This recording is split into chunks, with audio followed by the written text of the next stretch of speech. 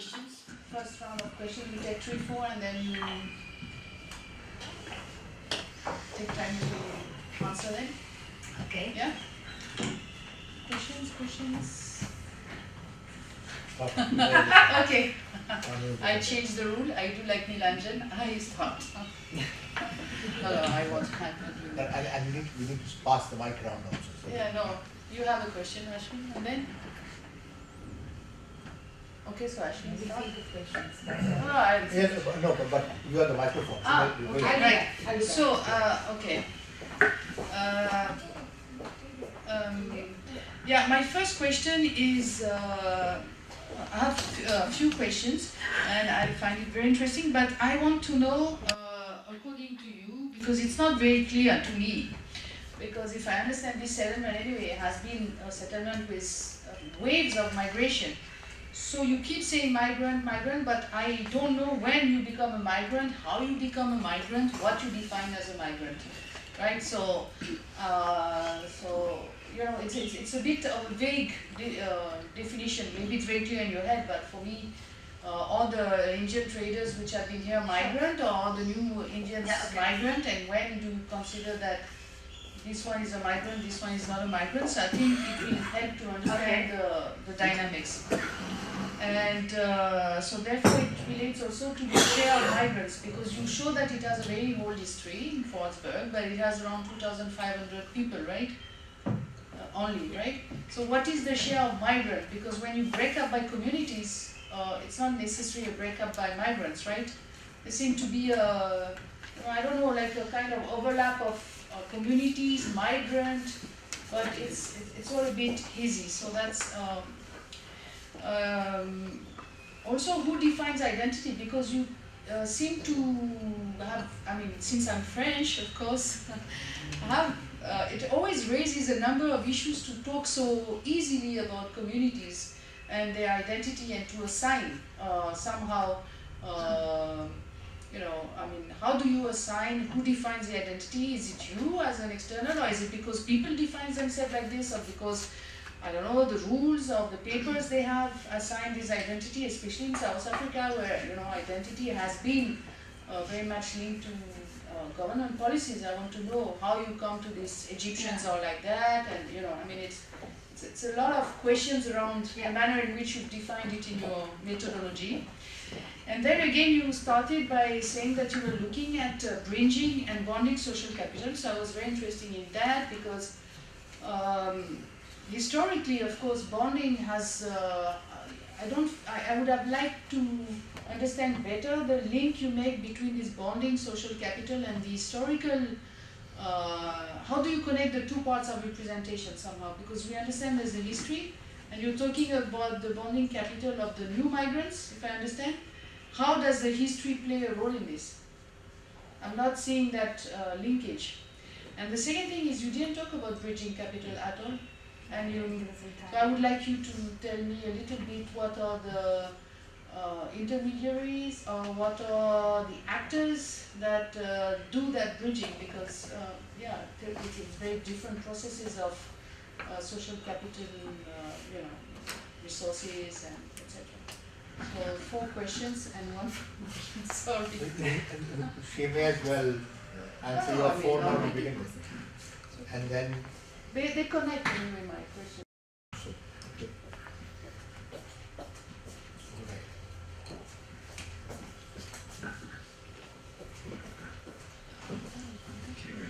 Thanks, very interesting presentation. My question is somewhat similar to Marie-Helen's, but I'll just limit it to the question pretty much regarding entry point, and that's based on your observation that migrants have access to social, political, economic capital. So what I wanted to ask was, what are the factors of that access? And then on the flip side, what are the barriers to that access? And, you know, sort of what is the, you mentioned at the end of the presentation that it seems that the experiences between the migrants are maybe not divided, but there's like it's like a negotiated space between different ethnic groups. So I just wanted to know, you know, how the entry point into the city, vis-a-vis how easy it is to get a foothold there, via this access impacts the lived experience in these communities and between these communities. And pretty much what are those factors? What are the factors of being able to get access to these things?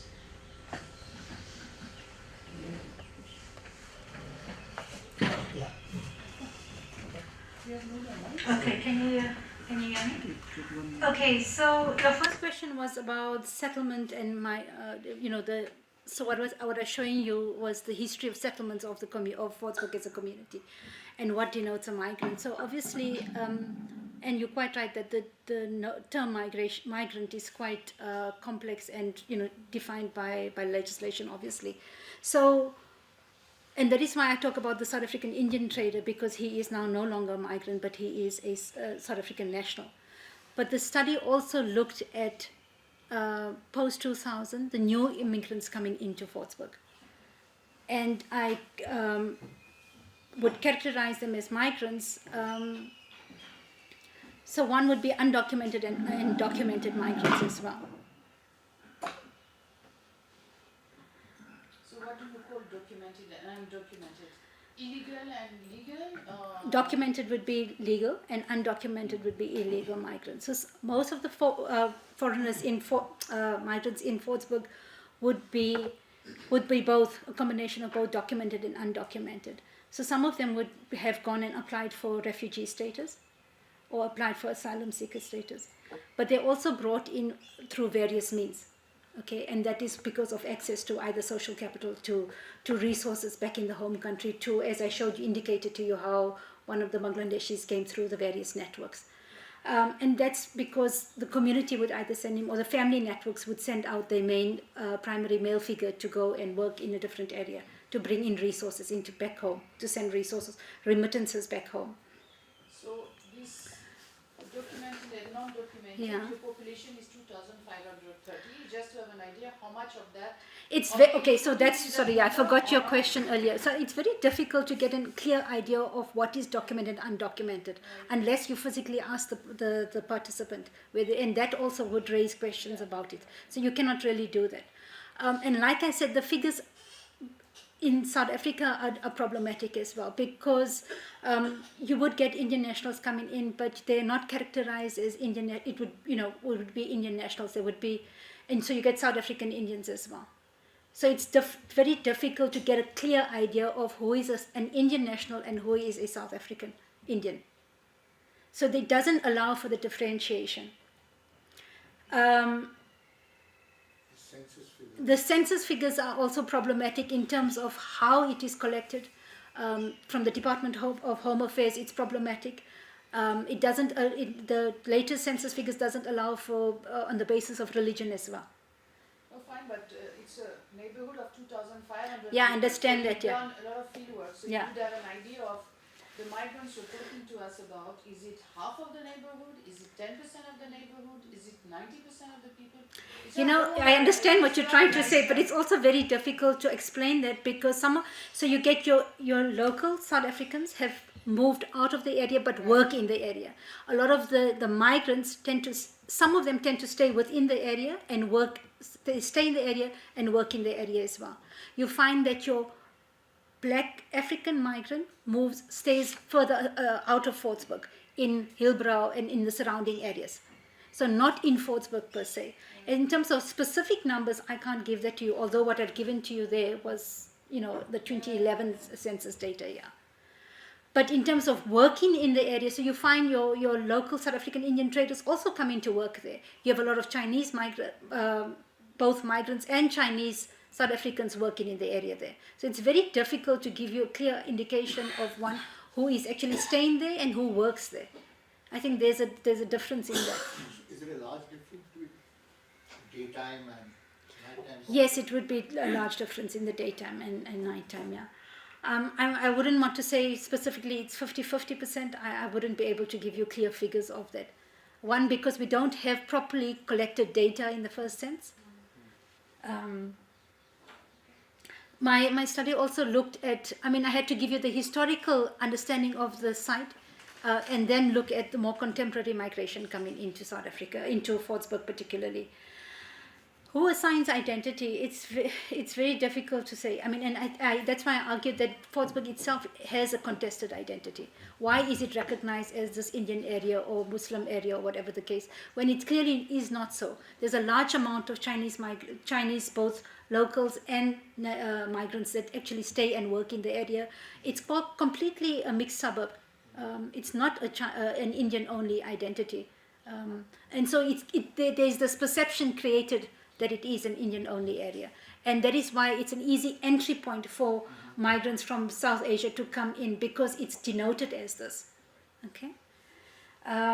In terms of the bonding capital, I've explained to you, but in terms of the bridging capital, so there's specific areas, for example, crime's quite high in the area. And during incidences of crime, and even there's an association where the traders as a whole have come together as an initiative to fight crime. So in that way, there's bridging capital, where because there's an issue that is particularly problematic for the community as a whole, that they form these linkages to actually fight crime.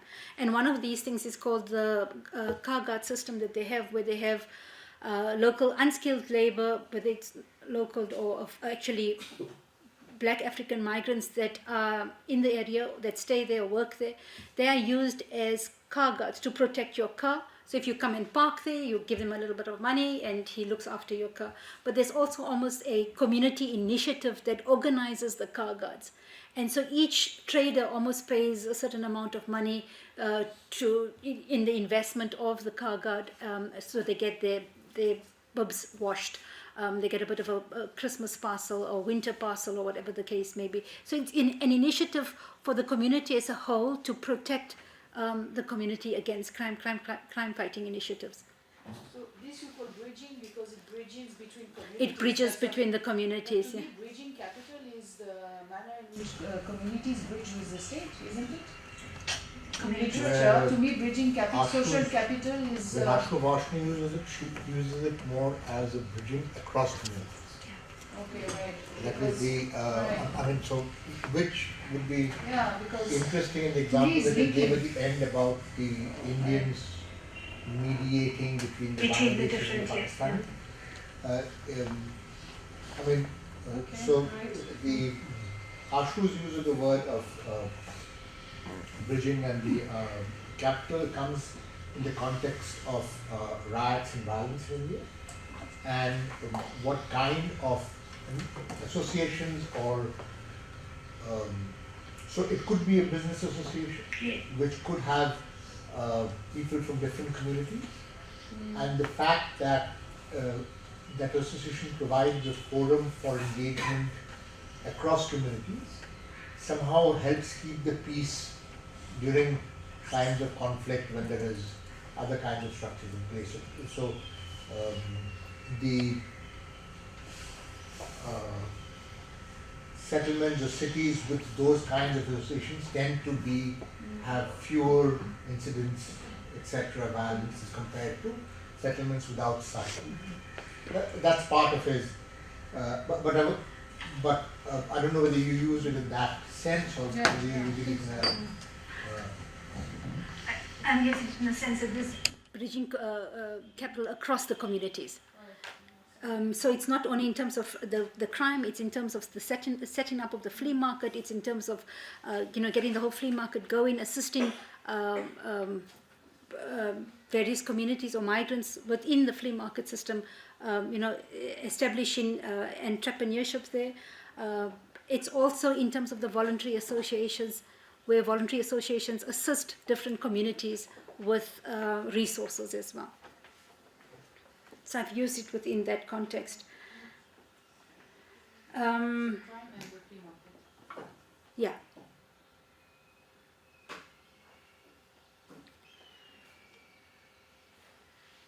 I'm not sure if I've answered your question with regard to what are the factors to access. Yeah. So you wanted to know the entry point into the city, is that correct? If you see differences between different groups. Different groups, yeah. So I'm still not getting you clearer. When you say, what do you mean, like differences between the different groups? Are you talking how do they get into the country, or how did? Yeah. Okay, so there's But various ways. getting into the country, but also getting a foothold into that space. So, and different groups would be like, let's say Black South African Yeah. versus the Chinese or the there's different- Pakistanis, Bangladeshis, Indians, that kind of stuff. Yeah. Okay, so there's different visa levels. Obviously, it's a tourist visa, the study visa. Then it's on businesses and temporary work permits and things like that. And then there's also undocumented migration. Okay, so the South Africa has a number of borders which are quite porous, and so allows for the movement of people. So that is a real problem in South African in terms of the policing of the borderlands. So that porosity has allowed for an underground network to establish itself quite strongly in, for example, the Mozambican border, Zimbabwean border. And so migrants tend to come in, like I said, they either come in overland via car or by walking. And there's been quite a bit of research. If you look at the IOM as well, International Organization for Migrants, they've also got literature documenting routes of entry into.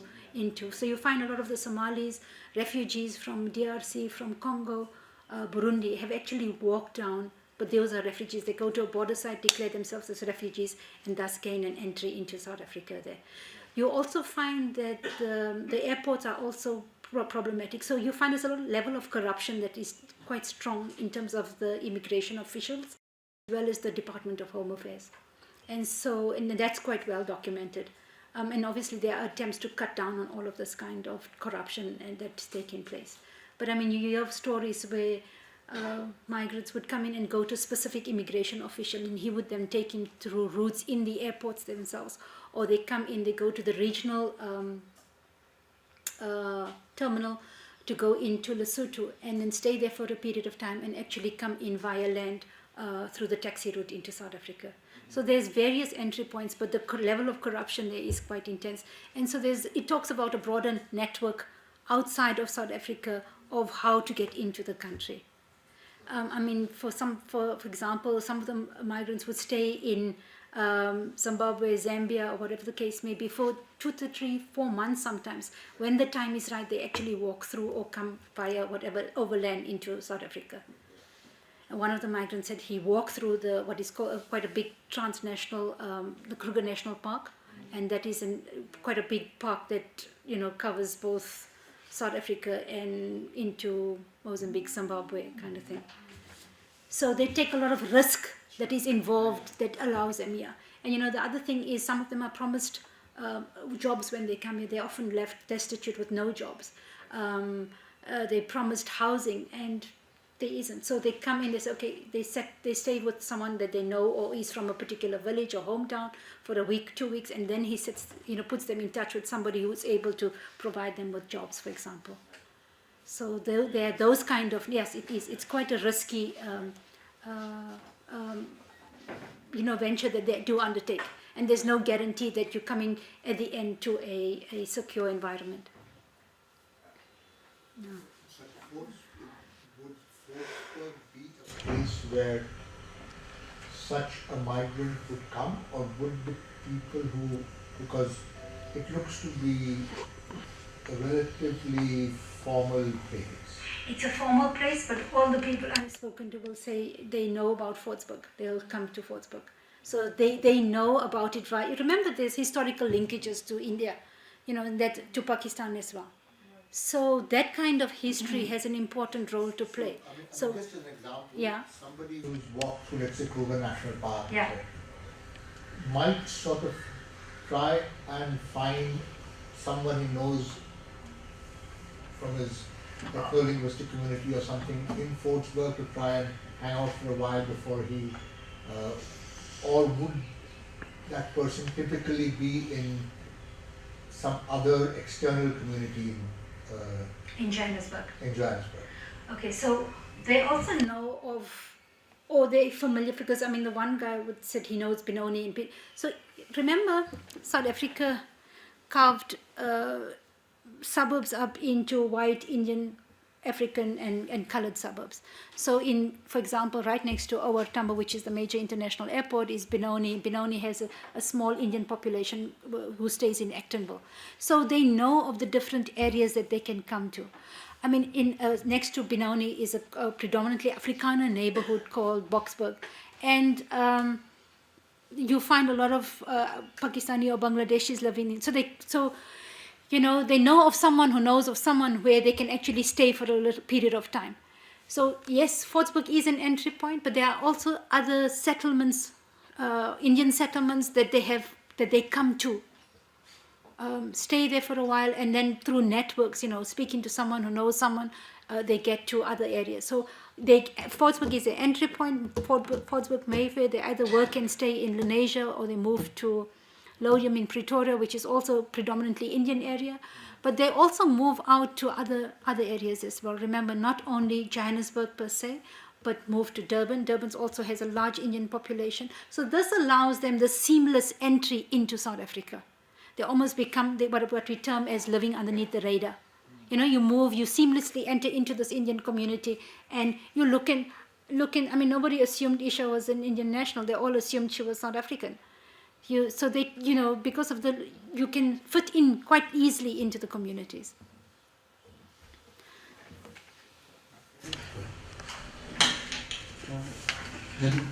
Thank you very much. As you are talking about the one township of Fortsburg, my question is that it's a cosmopolitan, as you have said. It's culturally diverse, and there are variety of nationhood people staying there. So my question is, which country, or which either European or Africans, let's put it this way, or Indians, including Indian subcontinent, or Chinese.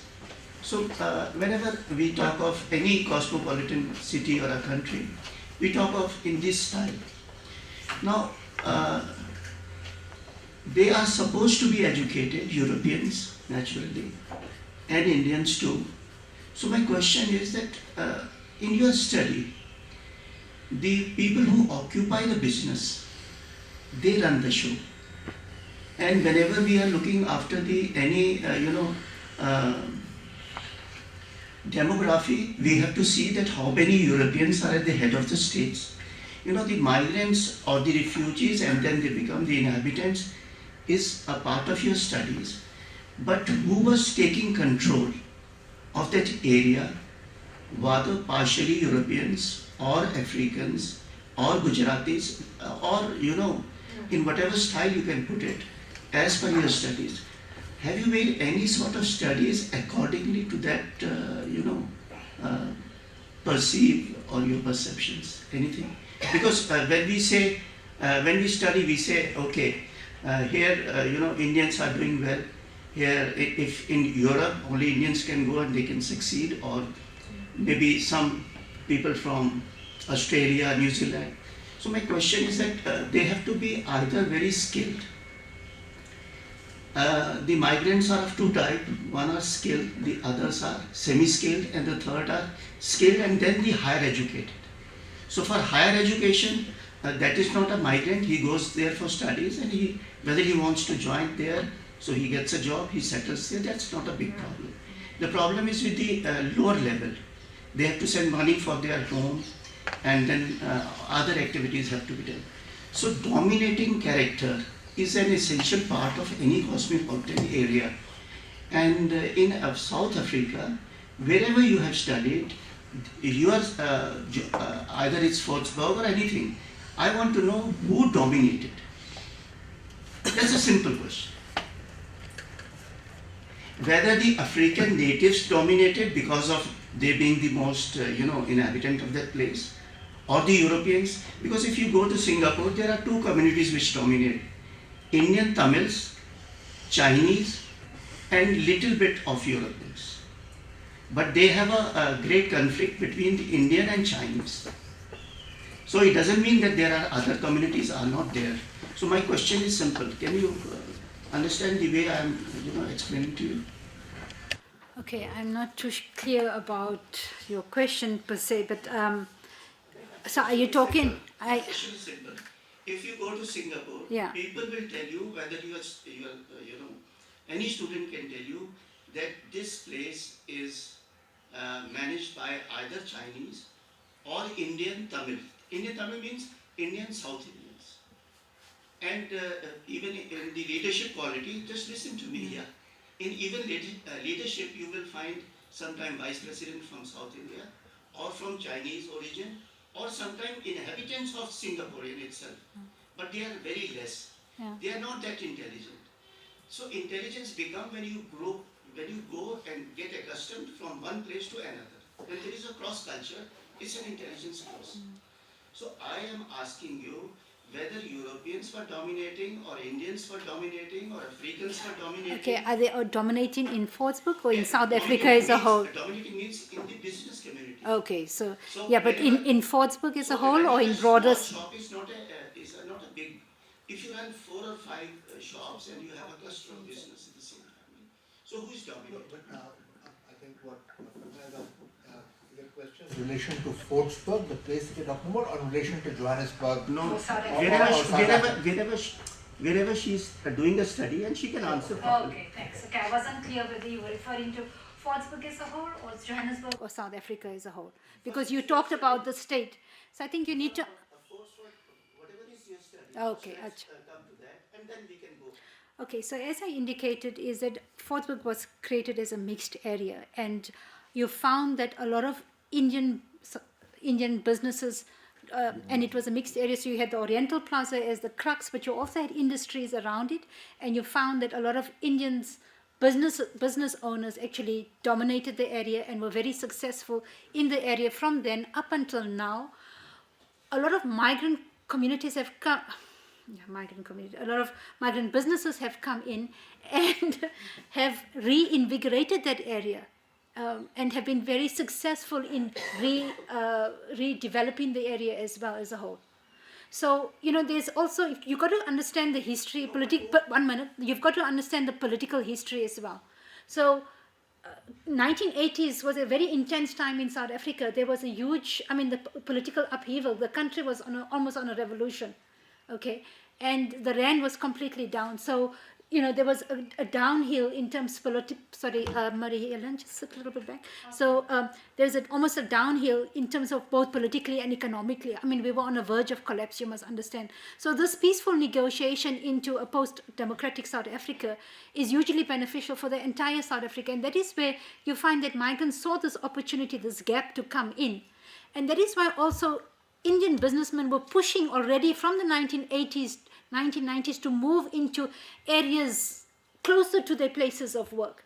The indication of the Indian businessmen in the Oriental Plaza and how they threw the thing from a white elephant to making it actually the first sectional titled owned businesses indicates the strength of the Indian businessman. Okay? And whether that Indian businessman is now from India or from South India, it's a variety of things. We can get in. Exactly. So I'm not sure whether. Some of those people also from not of Indian origin, like. Yes.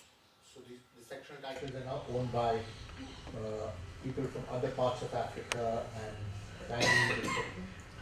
You're talking about currently? Yeah, in Oriental Plaza. Currently, I would say Chinese and South African Indian traders, South African Indians, and then obviously either Pakistani or Bangladesh, Indian nationals. Yeah. As part of. Yes, part of owning the. It's quite an expensive, obviously, because it's a prime area. It's also where you're located, so it's quite big. It has a northeast, southwestern part. It has a middle complex. So depending where you buy your outlet, it would be quite expensive, yeah, depending on the location of it. When you buy an outlet there, you automatically become a member of the body corporate, yeah. And you have voting rights. Yes. That's for the Oriental Plaza, yeah. Okay, one more question. Kenya and Uganda has been a British colony for a long time. There they are progressing too much, and Nigeria because of oil, and then Egyptian you have talked. But what about these two states, Kenya and Uganda, have any role to uplift the economy of trade or anything with Johannesburg, because they have been, they have been progressive before South Africa became progressive, if I can remember correctly. As far as my memory goes, Kenya has been a British colony for a long time, and there are a lot of Gujaratis who are doing very well. And in Uganda, they also have a British colony, Kampala.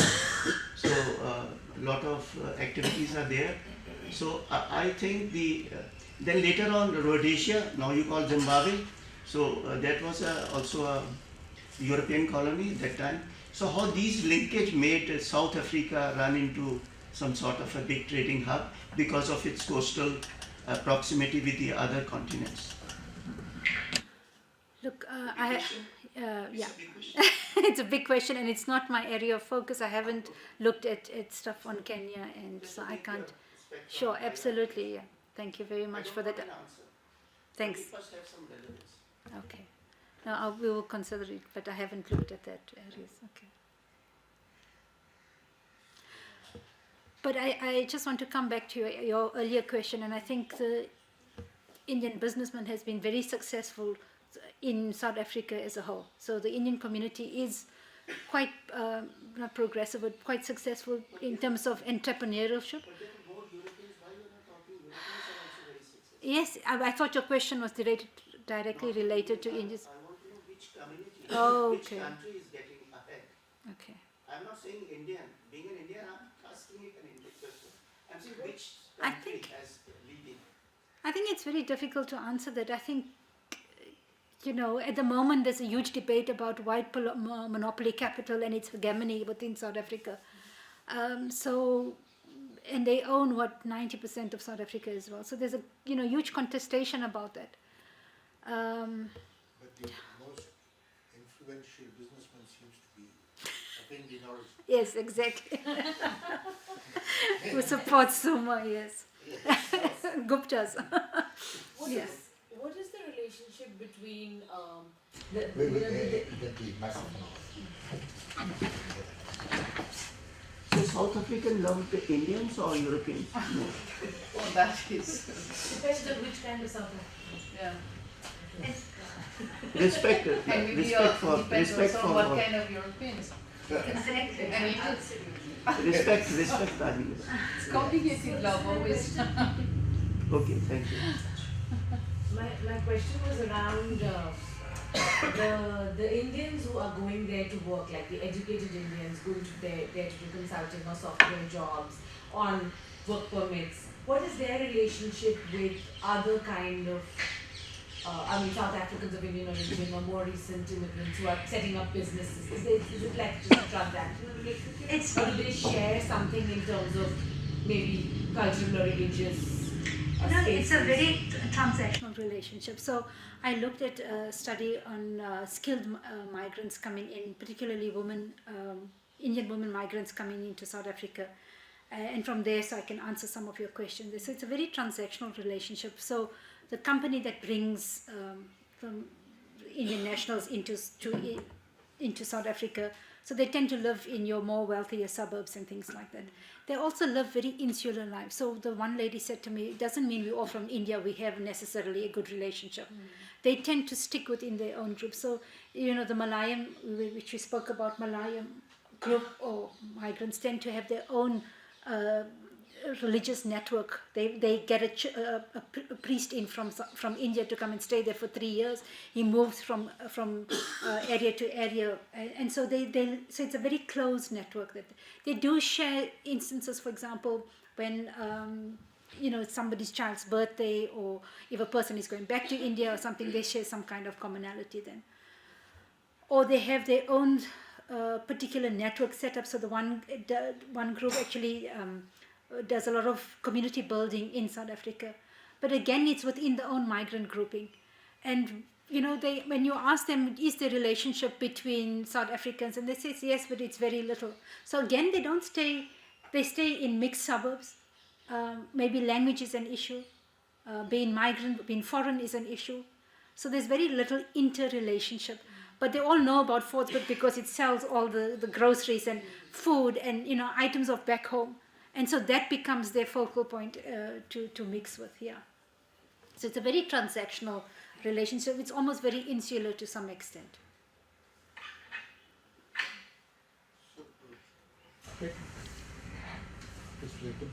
First, a quick follow-up on Mukta's question, which is, are there some of these things that get bridged when they're like, let's say, a common festival or things of that sort, like Diwali or something of that sort, where, both the South African Indians, the migrants who are working in Fortsburg, and the sort of other workers sort of all come together in some kind of network so that it's communication. So that's one. The second is, if you could tell us a little bit about the association itself, the one which looks at Oriental Plaza, in terms of how that is organized. To go back to the question about power, is about the leadership of that association, and how is that, does everybody in the association have an equal vote? For example, let's say when we look at condominium complexes that you saw in Gurgaon, the vote depends in principle on the area of the apartment. So the person in the bigger apartment has a higher weightage to his or her vote. So similarly, in Oriental Plaza are the votes weighted by, let's say, the size of the shop and things of that sort, etc., etc. And whether you have looked at I'm just looking at the governance of the plaza itself as, and if you have, the other thing which sort of intrigued me is, you said there's a sectional ownership, etc., in the first thing, but I was just intrigued with the fact that they were actually allowed to buy.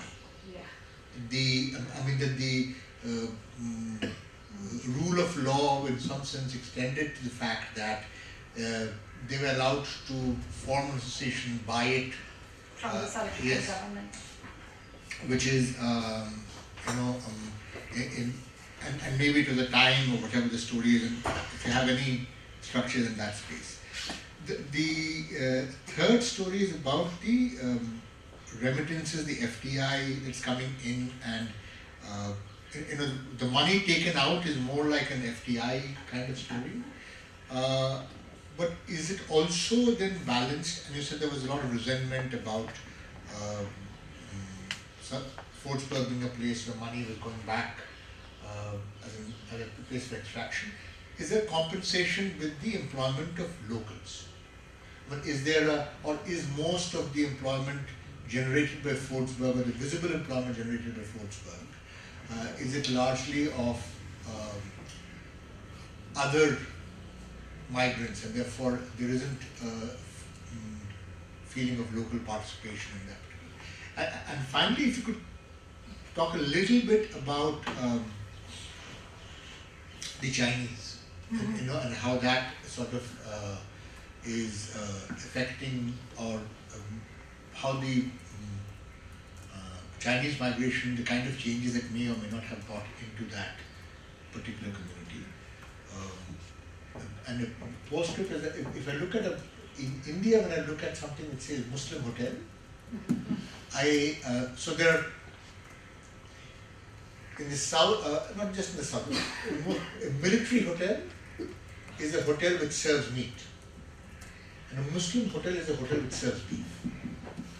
So, I mean, that's the standard sort of nomenclature for. So I was wondering whether the same sort of nomenclature applied in Fortsburg. Okay. All right. I think I'm going to. So in terms of festivals, yeah, I think during Diwali and obviously other festivals, there is a lot of. There is a sharing of spaces in terms of going to temples, and they do get connected in that way. Are there like communal celebrations of fireworks or something? Yes, no, there's no communal celebrations of fireworks. So fireworks get set off in your own home, residences or whatever. It's very different to, I think, in India, I'm not sure. but there is that move to try and set up communal spaces. It does happen in Indonesia, but not in the areas that I stay. But I know, especially during Navratri and other festivals, that there is, there is sharing of festivals to some extent, especially with Eid as well. During Navratri, would you have like a community garba? Or Yes, you would have community garba, and you find that the Indian nationals take over the garba and things like that. So there is that kind of sharing of spaces that does take place.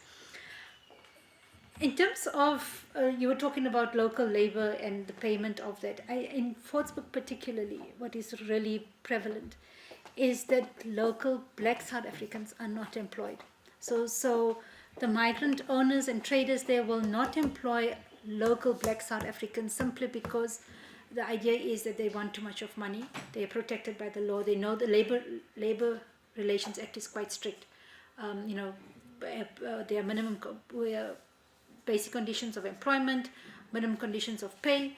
So it's quite strictly enforced. And so a lot of the traders will say, no, black South Africans are lazy. They don't want to work hard. They don't want to work long hours. And they will not work the hours that the traders have, that I've indicated there. So they will not employ local. And you actually can go and speak, walk the suburb, and you'll find that there is that discrepancy. So they will employ African migrants from either Malawi, wherever they are from, Zimbabwe, Malawi, Mozambique, wherever, that are there. So that's quite a stark point that comes out from the... So they will employ black Africans, but they will not employ black South Africans? Yes, they will not employ black South Africans. They will not. Even in the Oriental Plaza, you will find that they will not employ... There is some shops that do employ South African blacks, but a lot of them employ... Some of them are either undocumented, so it's easier to pay them a lower salary.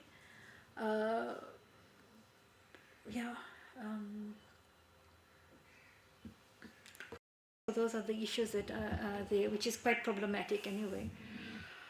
In terms of the leadership of the Oriental Plaza Board, I can't, it depends on the number of outlets you own as well and of the size, but I can't tell you in terms of the actual structuring of the board and how that it operates. So if you want, I can get you information on that. I don't have that information up front for you.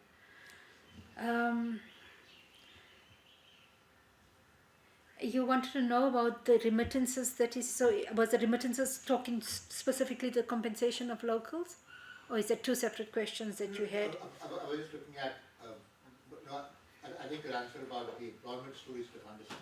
Because I can see the remittances are negative, and usually they're compensated by employment as a positive. Yeah. In this case, what you're saying is the positive part is not visible for local South Africans. Yeah, it's not visible for local South Africans.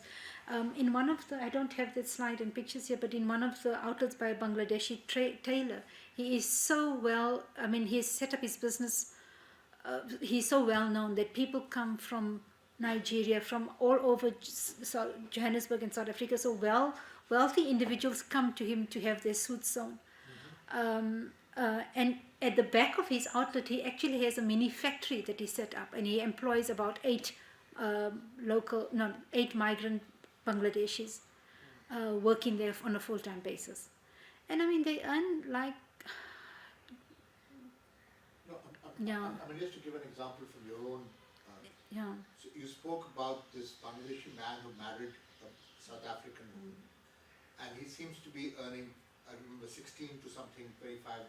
Yes, yeah, per day. Let's say the lower end about $500 to $600 a month. Mm-hmm.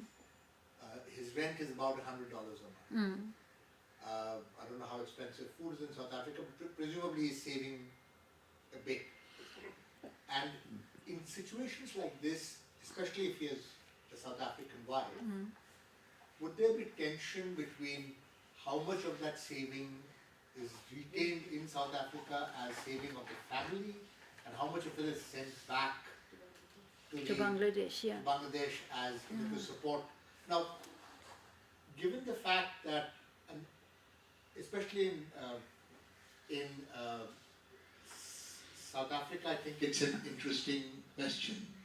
because, as you said, there is a tradition of local South Africans working in Johannesburg sending back money to communities back home. And therefore it's possible that his local South African wife would understand the need to support his community back home. Therefore it may or may not be a matter of tension. Whereas in communities it may not have that practice, maybe it would be. So I'm just curious about whether there's been work on any of this, whether you know.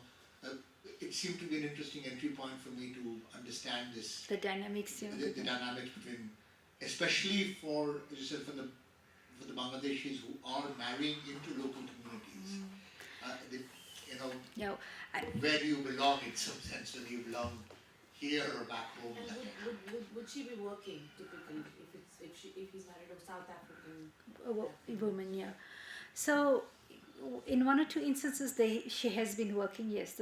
And where there's a transactional relationship, they don't live together, but she comes in now and then just to collect the money, demands a house maybe, and now they're increasing. They're saying no, South African women are getting too expensive, they're demanding a house. So the prices is getting more and more.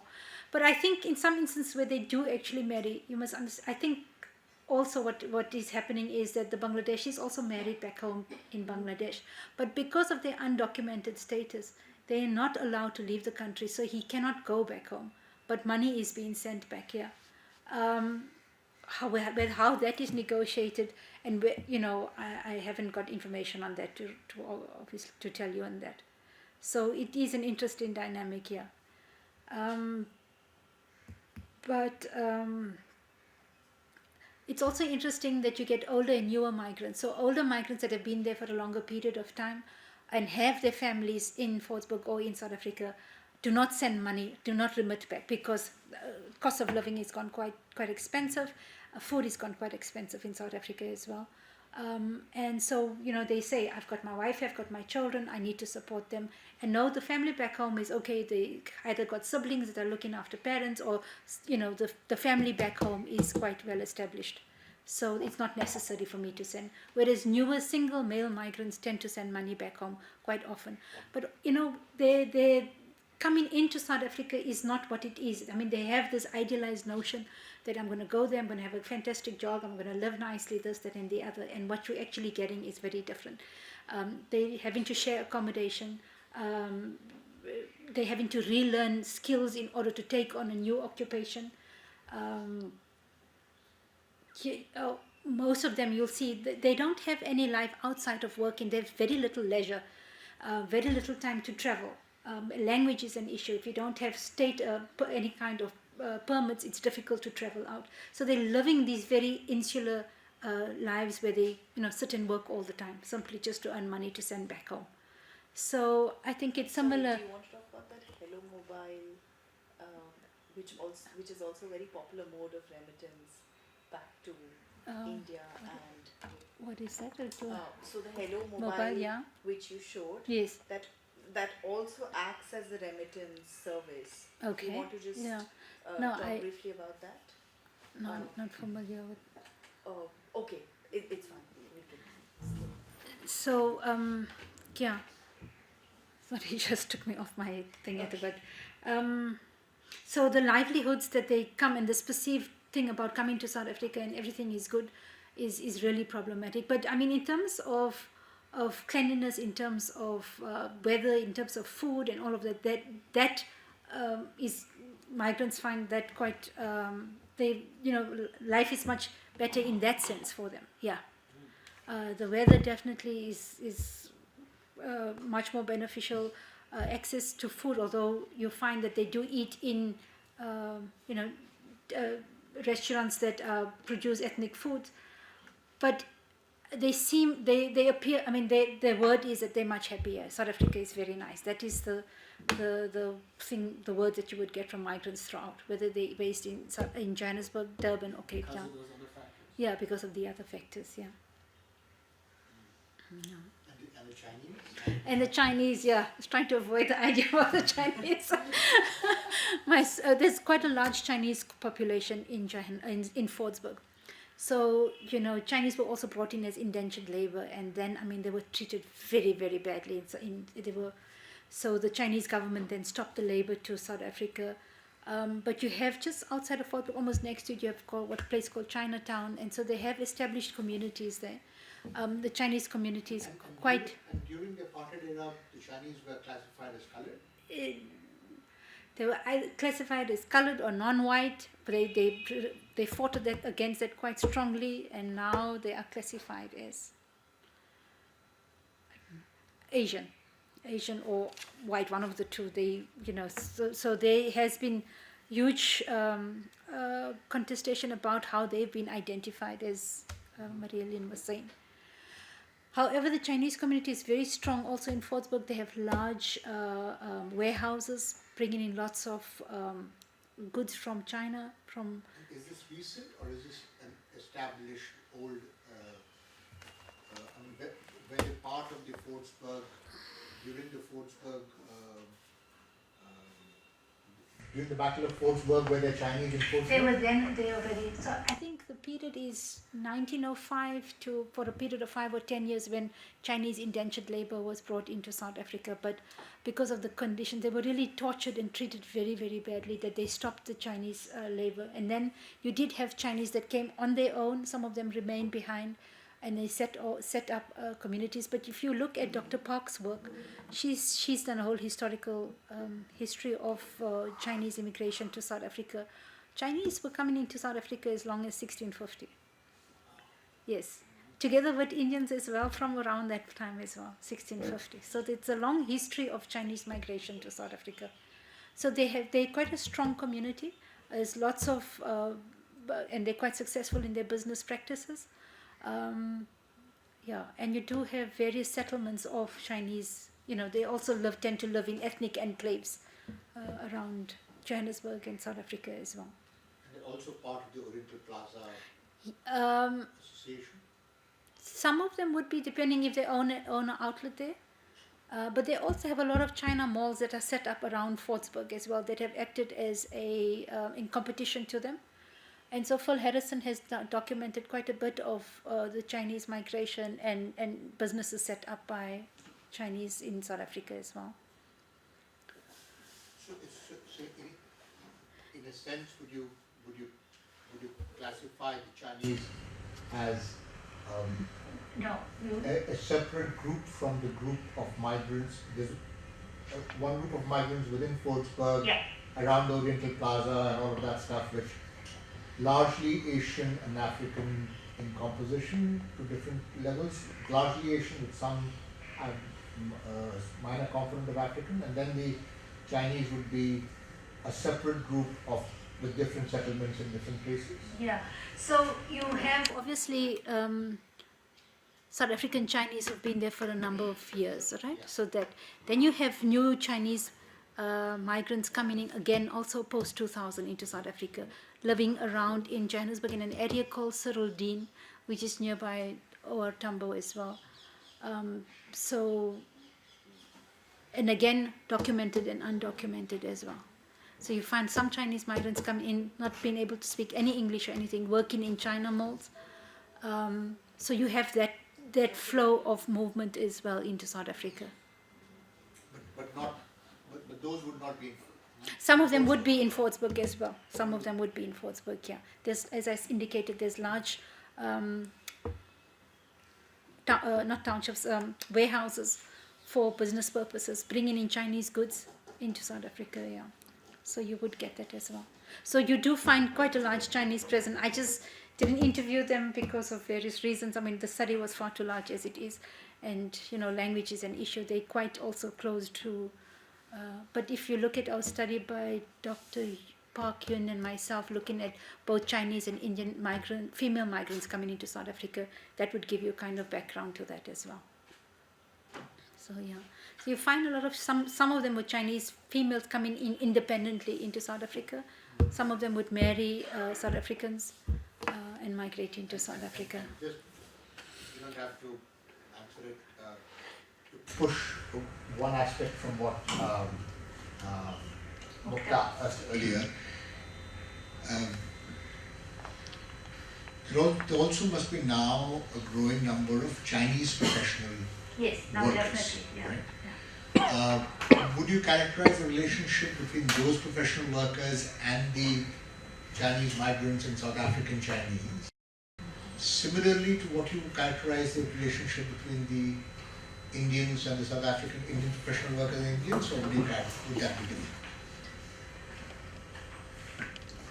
I think it would be very similar. In fact, if you read Dr. Park's work, I think it would be, because she often talks about how in America, in Los Angeles or California, they talk about, they have a very derogatory term for people coming off the boat who are not born in America. So you have that same kind of racism being that's taking place. Yeah, no, I think you would have the same. But yes, you have a large percentage of them that are professionals in South Africa as well.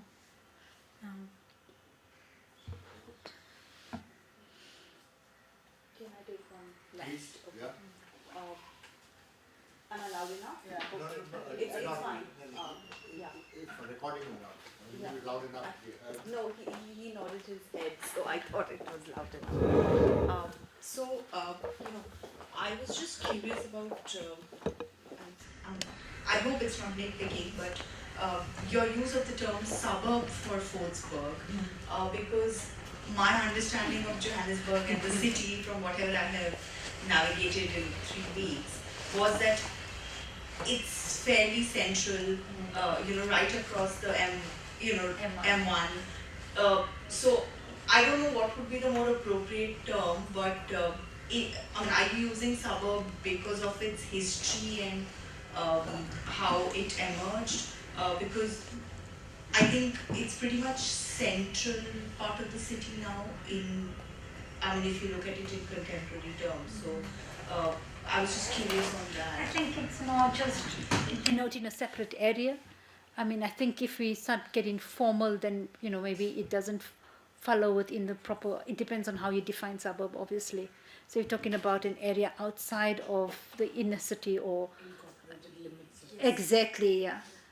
So probably it's a much more casual, but because it's not a colony and it's not a settlement and it's not all the different terminology you have here.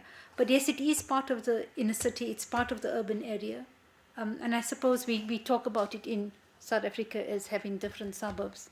So maybe the use of the term is different in different contexts, yeah. Different neighborhoods. Probably in different neighborhoods would be much more of an appropriate term, yeah. Because I'm coming from an inner city Yeah. versus Yes, yeah. suburb in the American Yes, use yeah, of the yeah, term. yeah, So yeah. It's probably- It's within Yeah, the that's municipal what I'm limits saying. of Johannesburg. It's Yes, is it? Yeah, it is. It's Yes, very yes. central. Yes, it's yes. central, yeah. Is it incorporated as a separate city still, or it's now within the? No, it's No, it's not a separate city. It's within Johannesburg, but it's a neighborhood in Johannesburg. But So it's a very much neighborhood. part of the Johannesburg, Yes. the municipality. Yeah, it It's just very depends central. where you yeah.